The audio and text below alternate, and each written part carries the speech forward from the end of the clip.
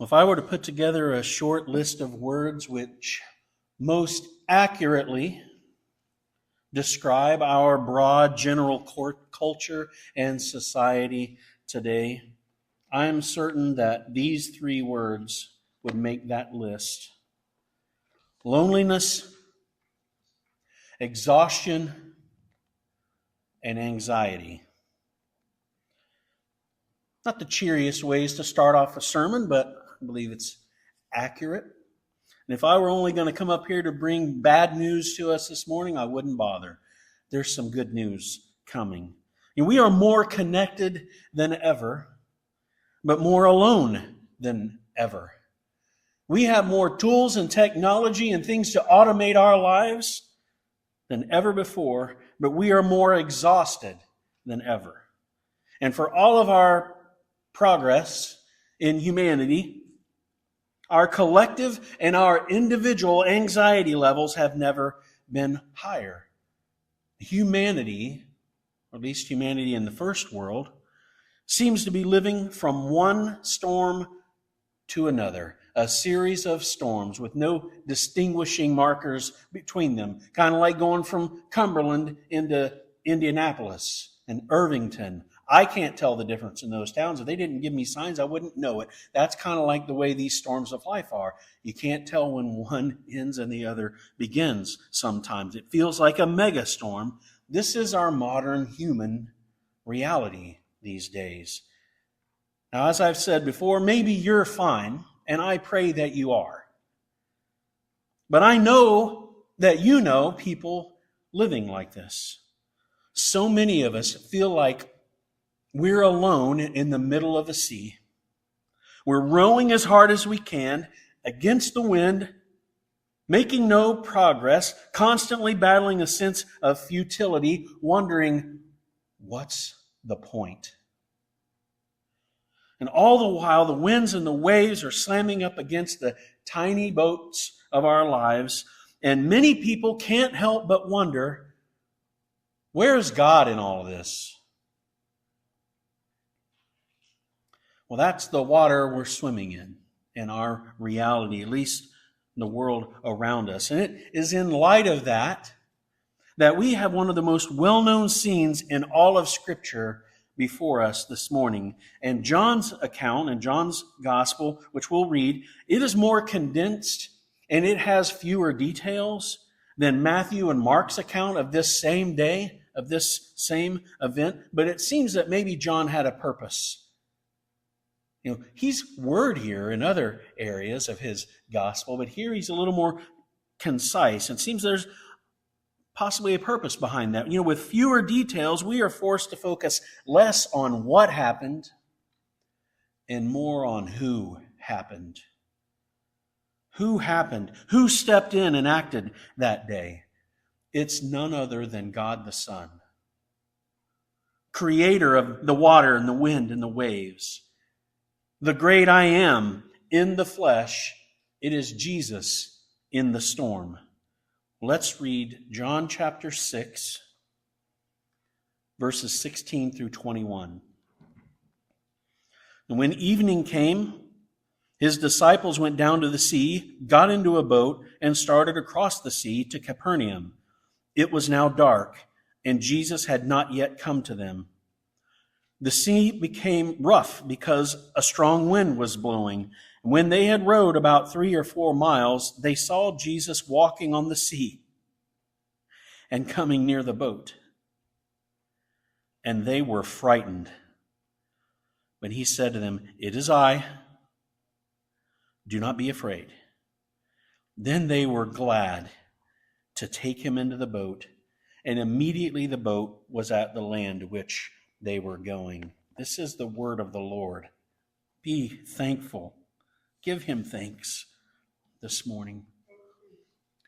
We're going to focus first on those verses 16 through 18. He is present in our loneliness. He is present in our loneliness. So evening came. It was dark. That's what happens at evening. I've found pretty consistently, actually. Evening came, it was dark, and Jesus had not yet joined them. It was dark, and he wasn't there. It continued to be dark, and he continued to not be there. Then the winds rose up, and he wasn't there. Then the storm came with it, and he wasn't there. And the sea became rough, and he continued to not be there. Friends, in my life experience, there is nothing like the crushing emptiness of the sense of God's apparent absence. There is nothing like feeling that God is nowhere to be found, minimally that he's turned his face away from you. That's how our picture starts off. If this was a scene on the television, there would be a still picture, and this is the image on it. The blackness, the darkness, the storm, and Jesus isn't there. And we really can't blame these guys if they were thinking, or even if they shouted it above the windy storm, didn't he tell us to cross the lake? Did he know it was going to storm? We're going to die out here. He's not even around to do anything about it, as if he could. Yeah, sure, he made 5 loaves and 2 fish, feed 15 to 20,000 people, but just a few hours later, we're out here in the middle of this lake, in the middle of the sea, and we're going to die at the bottom of it. Where is he? Where is he? That's always a fair question. At least the words are fair. But the attitude behind the words, as I've said them in my own life anyway, not so fair. They are understandable. They are recognizable. They are relatable to us all as humans. Where is he? Where is God? But the attitude is not quite so fair. These guys didn't realize it. But though they felt alone, he was present. Now, if we only read John's account of this day, of this event, we're left to wonder a little bit. Did they just run on ahead of Jesus? Did they leave Jesus behind, or did Jesus send them? And we're going to get to the answer to that in just a moment, but we can explore both of those options here today because our lives are filled with both of those scenarios. Sometimes we run headlong into harm's way, but sometimes he sends us into the storm or sends the storm our way. And we have to humbly admit, most of the time it's very difficult to tell the difference. God, did I run ahead of you into this storm? Or did you send me into it?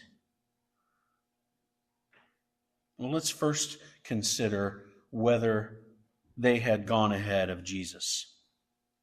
So if they'd gone on ahead of him, they'd gone on without him into this chaos and into the dark, maybe they got tired of waiting for him to come back down from the mountain. Remember last week we finished on verse 15. It says that he went up to the mountain alone. Well, maybe they got tired of waiting on him and they just decided to head off to Capernaum. It's not hard to imagine this at all. You explore your own life just a little bit, because we do this all the time. Heading off into our own direction, under our own gumption, without God is basically in our DNA. It's what we do. It's just like those foolish people in those scary movies that maybe you used to watch. Maybe you don't watch them anymore. The scary movies, you're screaming at the television, "No, don't leave her behind. No, dude, don't leave there. Don't go around that corner. Don't open that." Right? We're screaming at them. Everyone else knows the predicament they're in, everyone but themselves. Everyone can see their foolishness. Everyone but themselves. And we do the same thing sometimes. We run ahead of Jesus. We go places that he hasn't sent us, and we wind up in trouble. And one of the biggest consequences of all is when we realize where we are and the situation that we're in, there's an overwhelming sense of being alone, of being outside God's presence, of being outside his favor. That either He's left us or we've gone off the path that He's set for us, and now we're lost and we're left alone with the only companion of our loneliness. And it's in that loneliness that we can wonder, will He ever show up again? I've really done it this time. You know what? I deserve this storm. That's what I tell myself. I deserve it. I don't deserve any better than this. And we'll wonder, will He ever take us back? Have you ever been there? Are you there right now? Friend, never doubt it. Would you listen a moment? Never doubt it. There is no one alive so far from God that He cannot reach you, no matter how you got there. And there is no one alive so opposed to God yesterday that He will not receive your unconditional surrender today, no matter how long or how fiercely you've opposed Him in the past. You can bank your whole life on it. You can bank the lives of your family and your loved ones on that. There is no one so far from God. And while John doesn't say it, Matthew 14 and Mark 6 tell us that it was Jesus who sent them ahead that evening. And it wasn't an accident. The crowd wanted to force a 20,000 person strong coup. You remember that? They were going to force Jesus to be king. And any other person, any other man would have, humbly accepted the 20,000 people coming up. We want you to be, any other person like, I'll humbly be your representative. But what Jesus saw, He knew that's not the way. And He went off. The people saw what they saw with the fish and the loaves, and they concluded what they concluded about Jesus. He could help them overthrow the Romans. That's what the crowd's thinking. And the disciples are there among the crowd. But Jesus wanted something more for His disciples. Did these guys think the same way as the crowd? Did they want a king for a coup? Did they know Jesus any better than the crowd did that day? He needed to make a new revelation, a greater revelation about Himself to them, even greater than the great revelation that He had just revealed with the fish and the loaves, with the massive crowd. Listen, He needed to distinguish His disciples from this crowd, and He needed them to know that they were distinguished from the crowd. And He used a storm to do it. Feel set apart from the world by storms, afflictions, infirmities, injustice. Well, that idea that Jesus intentionally used a storm to distinguish them, that idea, that truth, it has consequences. We need to deal with those consequences right here and right now. Since Jesus sent them ahead, His own disciples, we must embrace the reality that sometimes Jesus guides His faithful ones. He guides them into storms so that He can carry us out of them and be present with us through them and among them in order for us to see Him for who He really is. He's not just a magician turning 5 and 2 into enough for 20,000. We need to really know who He is. We need to know that He really always is there. He's always there. We need Him to increase our faith and our dependence upon Him, and so that He can blazon His identifying mark upon our entire lives. We are not alone. We are His, and He is present. See, Jesus knew what the disciples didn't know. There's soon going to be a revolt within their midst. Lord willing, that's 2 Sundays from today. We'll cover that passage. There's going to be a huge revolt within the ranks. More darkness was coming for them very soon. And more than that, after his death, even more darkness was coming to these guys. There was going to be a greater sense of loneliness than this one night at sea that's coming into these guys' lives. The whole world is going to seem to be against them. It's going to be looking for their lives, their death specifically. He knew more storms were coming, and that meant more opportunities for fear, uncertainty, and doubt. More opportunities for despair.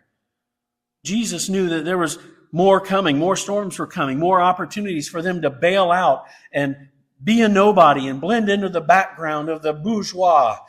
You're going to have to forgive me. I started reading Les Mis recently, and a couple French words that I know are going to find their way into conversation.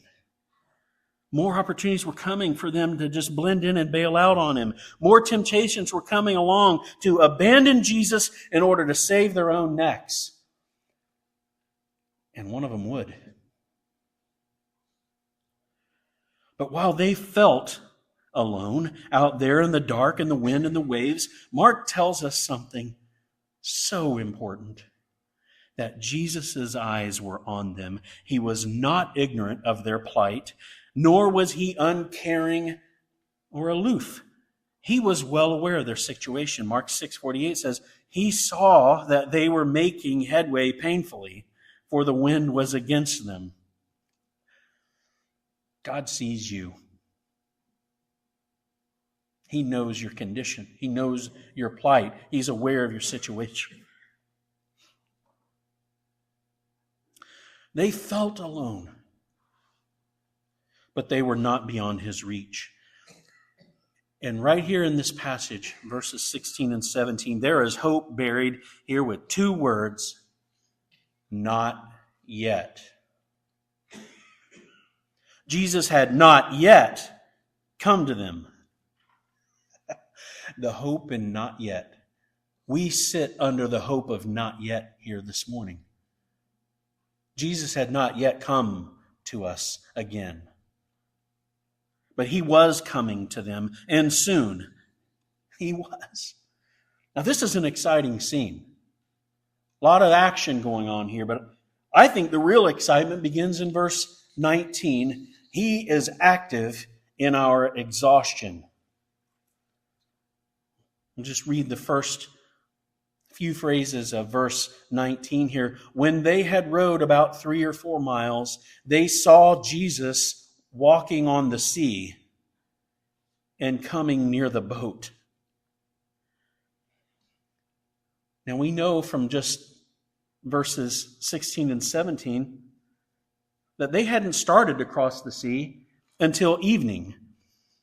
But we also know from Matthew and Mark's account that by the time they saw Jesus, by the time we get to here at the beginning of verse 19 in John, by the time they saw Jesus, it was the fourth watch.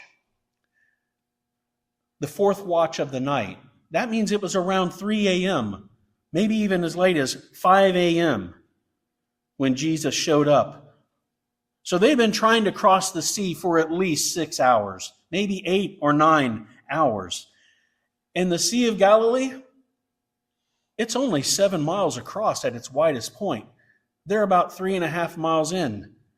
They only made it halfway in 6+ hours of rowing. Beaten by the whipping waves, in the dark, in a storm. As other translations put it, they were making headway painfully. They were harassed in rowing. They were straining at the oars. And 2 words come to mind here, futility and exhaustion. We're going to have to save futility for another time. Let's focus on exhaustion here. All of that strenuous effort, these guys, with so little progress and everything seeming to work against them. You know, they had at least 4 young, strong, seasoned fishermen in that boat. They weren't unfamiliar with this sea and this location. They lived around it. They fished off of it. They weren't familiar with the storms that could burst up, come up at any time. They weren't unfamiliar with the storms on the sea. They weren't unfamiliar with the oars.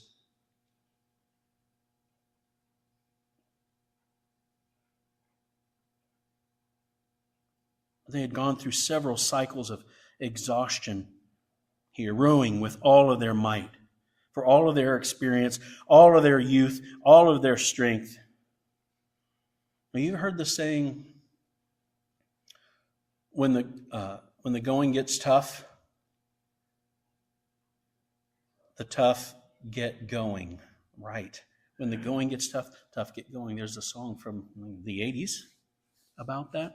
Well, things got tough, and the tough got going. In fact, the tough got rowing, but they were hardly going anywhere. They're in the middle of the sea. They were hardly going anywhere until Jesus showed up. And then it became clear, friends, Jesus' activity doesn't look the same as ours. Nor are the results of his activity the same as our results of our activity. That's such good news. I want to say it again. Jesus' activity doesn't look the same as ours, nor does it achieve the same results as ours.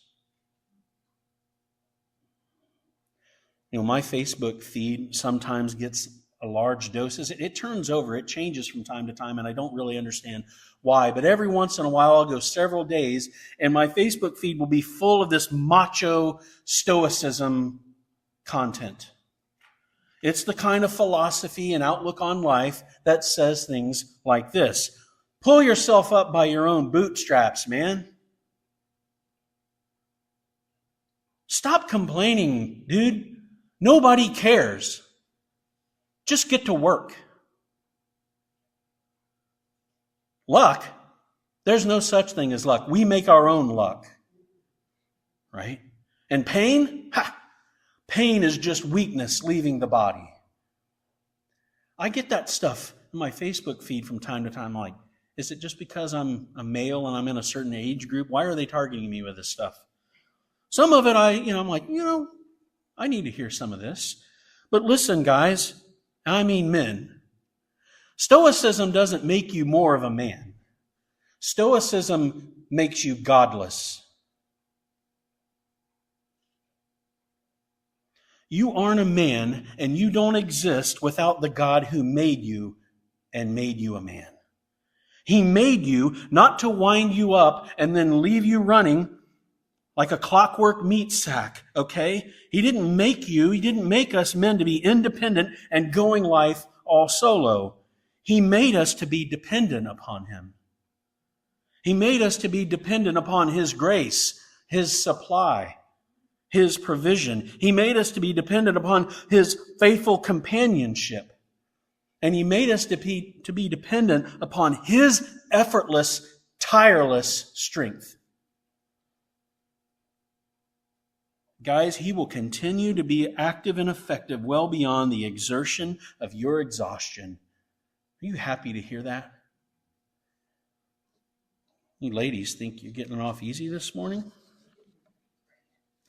You strong, independent, I don't need no man, woman, often readily enough, that lifestyle also shouts, and I don't need no God neither. But He made you to need Him too. Every one of you. Listen, your strength isn't enough on your own, ladies. It's not. You are stronger with Jesus than you are without Him. That's good news. That's not bad news. He made you that way. He made us that way.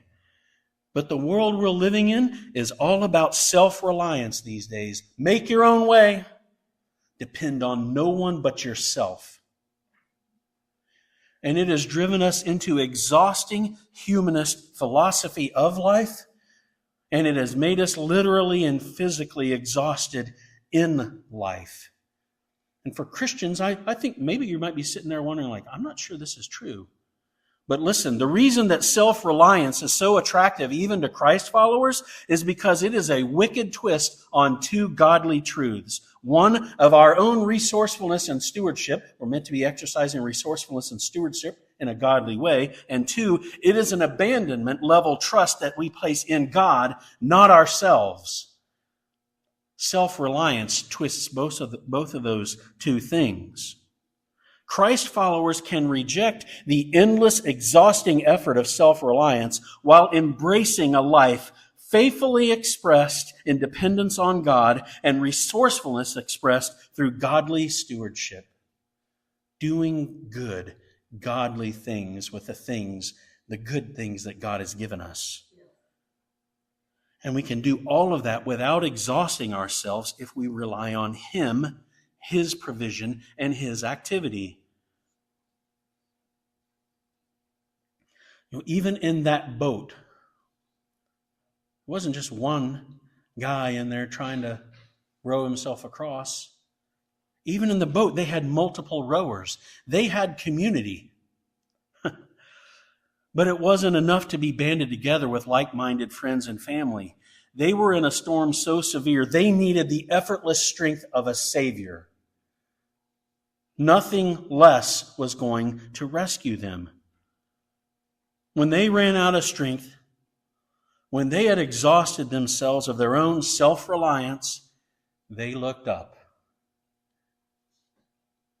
They looked up. And there He was, aware, not shocked, surprised, dumbfounded. He was aware. He was present. And He was actively walking toward them. And the sight of Him walking toward them on the stormy waves absolutely terrified them. I hope you're trying to picture that. It terrified them. Let's finish verse 19 and go through verse 20. He is I am in our anxiety. Verse 19, the end says, and they were frightened. But He said to them, it is I. Do not be afraid. Now, first, they didn't even recognize Him. Matthew and Mark tell us that they all thought that He was a ghost, and they cried out. And the expression here, this cried out, isn't a shriek. It's from the depth of the throat. Ah! And they thought He was a ghost. They cried out, for they all saw Him and were terrified. Now, no man is going to be walking across the waves at all, right? Any water at all, still water or whatever, but certainly not in a storm. They were so exhausted and they were so anxious and they were so afraid that He had to put them at ease by telling them who He was. He was a stranger to them in that moment. They didn't recognize Him. And He was revealing Himself to them in a new way, and He needed to. There is a purpose behind it. And what He said there was more than, hello there. It was more than a greeting. How's it going, guys?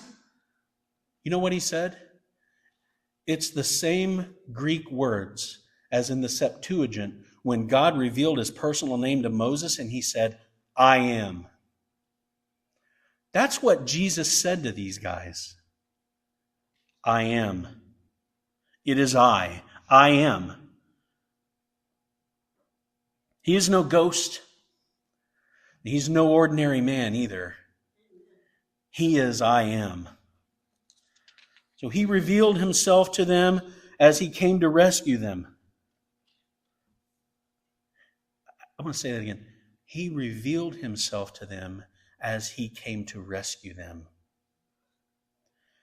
But He also had to comfort them in their fear and anxiety about His presence, just like Moses in the presence of God at the burning bush. Remember, all of chapter 6 here is like the Exodus revisited. This entire chapter is full of references back to the Exodus. Now, just like these men, though, we need to stop and camp here for just a moment. Many times we'll hear a sermon and they'll get straight to, and I almost did it myself, God will rescue you from your storms. And that is true. But first we need to stand in awe, gobsmacked and reverently fearful as we ask, who is this?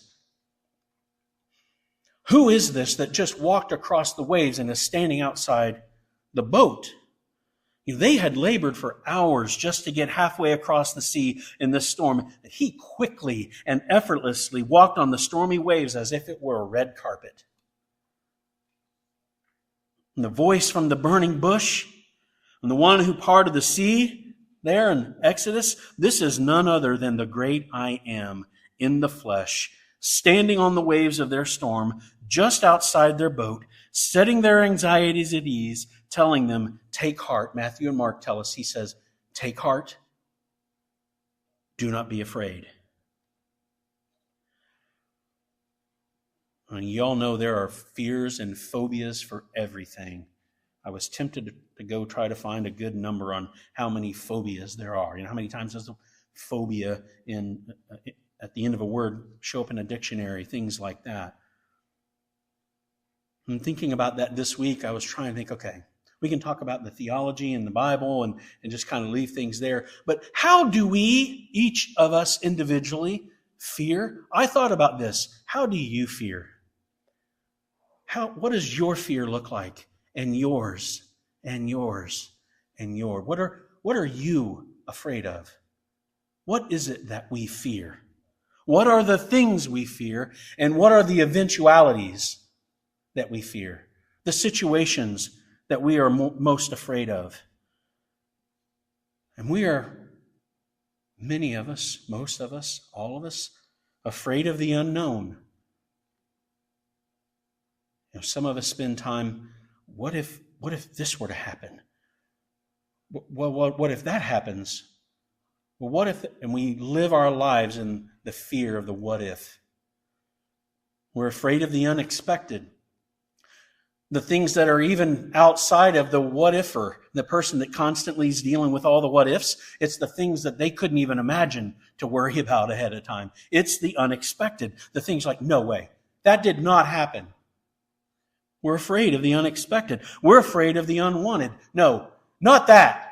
Anything but that. We're afraid of the unjust. We're afraid that we live lives and God's got his eyes somewhere else and we're going to miss the justice that we deserve in life. We're afraid of something unjust happening to us. We live a life in that tension, and that's not fair. We're afraid of all the potential. This is especially true for us in the West and in the first world countries. We are afraid of all the potential interruptions to our own life plan of comfort, excess, and ease. We fear loss. We fear loss of loved ones. We fear loss of jobs. We fear loss of wealth. We fear loss of status and prestige and position. We fear change. Any disruption to our norm, any change to our stability, any change to our personal preferences, any change to the status quo, don't rock the boat, right? We also fear shame. We are terrified of being found out, for someone to know us for who we really are, though God does. We fear being exposed and being found out. We fear slipping up and saying or doing something in a certain situation. Of course, we fear physical pain and discomfort. Most people fear death, thinking that it's the loss of our only consciousness and our only life. A lot of Christians still fear death in that way. But in all of these fears and so much more, we have barely scratched the surface. I might have not gotten to yours this morning. Those are all just mine. In all of those fears and more, Jesus is the I am in the midst of our anxiety. He is the I am. And while we should rightly fear and revere him, we should also feel supremely safe in his presence. Friends, about those fears of yours and the ones you haven't thought of. Don't leave here more anxious than you came in. About those fears of yours, there are storms that are going to overwhelm you. They're going to overwhelm you. Many of you have already found this out. You don't have what it takes on your own.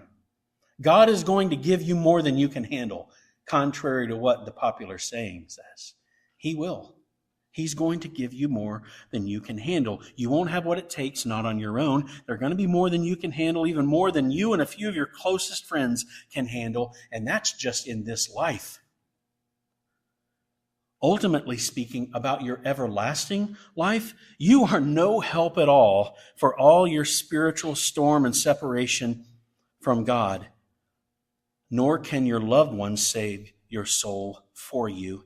It is beyond you, and it is beyond them. The only rescue for us in our storm of spiritual depravity and separation from God is Jesus, and He's here. He stands ready. And once we are His, there is no darkness too dark. There is no storm too violent. There is no sea too wide. There are no waves too high for Him to find you, to come to you in your storms, perhaps rescue you from it. But sometimes the haven we seek is His presence with us in the middle of an ongoing storm, and He is right there with us in it. And of course it's true. This account in John, it is included by John that it might help us trust Jesus in the storms of our lives. But the main reason it is included is so that we, like the disciples that night, so that we could see Jesus for who He really is. And in seeing Him that way, believe. And in believing in Him, that we might have life everlasting in His name. Because Jesus is only trustworthy in the storms of our life because of who He is. He's not just a nice, merciful guy that feeds hungry people. He is that, but He is the great I Am. He is God the Son. Now, figuratively speaking, we've left Jesus hanging outside the boat here, back in verse 20. What did they do after Jesus reintroduced Himself? As we get ready to read verse 21, I want you to see this as receive Him and respond with gratitude. This might be a common final point for me as a final application, but it's right here. Receive Him and respond with gratitude. Verse 21 says, then they were glad to take Him into the boat, and immediately the boat was at the land to which they were going. Other translations put it this way: they were eager to let Him in. They willingly received Him, another translation puts it. Maybe your Bible says that. Jesus stands outside of your boat here this morning. Will you eagerly let Him in? Will you willingly receive Him?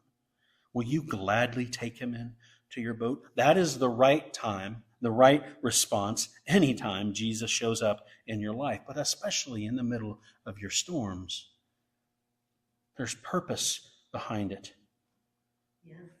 Now again, John's account is shorter and it's more ambiguous than Matthew and Mark's, and we know from their account that the winds ceased and they had no other troubles getting to shore when Jesus showed up.